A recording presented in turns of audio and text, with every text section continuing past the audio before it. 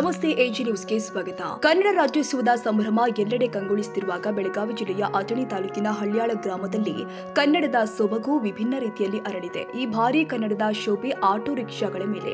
ಗ್ರಾಮದ ರಸ್ತೆಯಲ್ಲಿ ಓಡಾಡುವ ಪ್ರತಿಯೊಂದು ಆಟೋ ರಿಕ್ಷಾ ಕನ್ನಡದ ಕಂಗೊಳಿನಿಂದ ಕಂಗೊಳಿಸ್ತಾ ಇದೆ. ಆಟೋಗಳ ಮೇಲೆ ಕನ್ನಡ ಬಾವುಟ, ರಾಜ್ಯ ಚಿಹ್ನೆ, ವೀರ ಕನ್ನಡಿಗರ ಚಿತ್ರಗಳು ಅಲಂಕರಿಸಲ್ಪಟ್ಟಿದ್ದು ಕನ್ನಡದ ಪ್ರೇಮಕ್ಕೆ ಹೊಸ ರೂಪ ಕೊಟ್ಟಿದೆ. ಚಾಲಕರು ತಮ್ಮ ವಾಹನಗಳಿಗೆ ಅರಿಶಿಣ, ಕುಂಕುಮ ಹಚ್ಚಿ ಹೂವಿನ ಮಾಲೆ ಹಾಕಿ ವಿಶೇಷವಾಗಿ ಅಲಂಕಾರ ಮಾಡಿದ್ದಾರೆ. ಗ್ರಾಮದಲ್ಲಿ ಕನ್ನಡದ ಹಬ್ಬದ ಅಂಗವಾಗಿ ಆಟೋಗಳ ಶೋಭಾಯಾತ್ರೆ ಆಯೋಜನೆ ಮಾಡಲಾಗಿತ್ತು.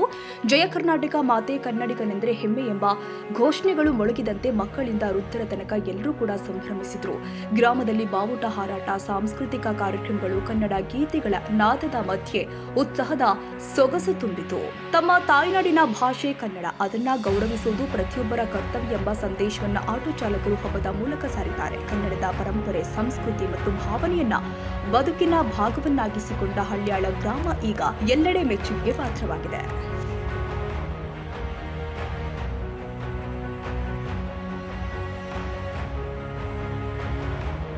ಕನ್ನಡಿಗರ ಮೆಚ್ಚಿನ ನಿಮ್ಮ ಎಜೆ 24/7 ನ್ಯೂಸ್ ಕನ್ನಡ ವಾಹಿನಿ ಇದೀಗ ಟಿವಿಯಲ್ಲಿ ಲಭ್ಯ. ವೇಳೆ ನೋಟಿಸ್ ಕೊಟ್ಟಿದ್ರೆ ವಾಪಸ್ ತಗೋತೀವಿ. ಇವತ್ತು ವಕ್ಫ್ ಪ್ರಾಪರ್ಟಿ ಅಂತೇಳಿ ಬರ್ತದೆ ಅಂತ ಹೇಳಿದ್ರೆ ರೈತರ ಬೀದಿಗೆ ಬದಲು ಏನ್ ಮಾಡ್ಬೇಕಾಗತ್ತೆ? ಯಾರು ವೋಟ್ ಹಾಕಿಲ್ಲ ಅಂದ್ರೆ ಗ್ಯಾರಂಟಿನೆಲ್ಲ ಸ್ಟಾಪ್ ಮಾಡ್ಬಿಡ್ತೀವಿ.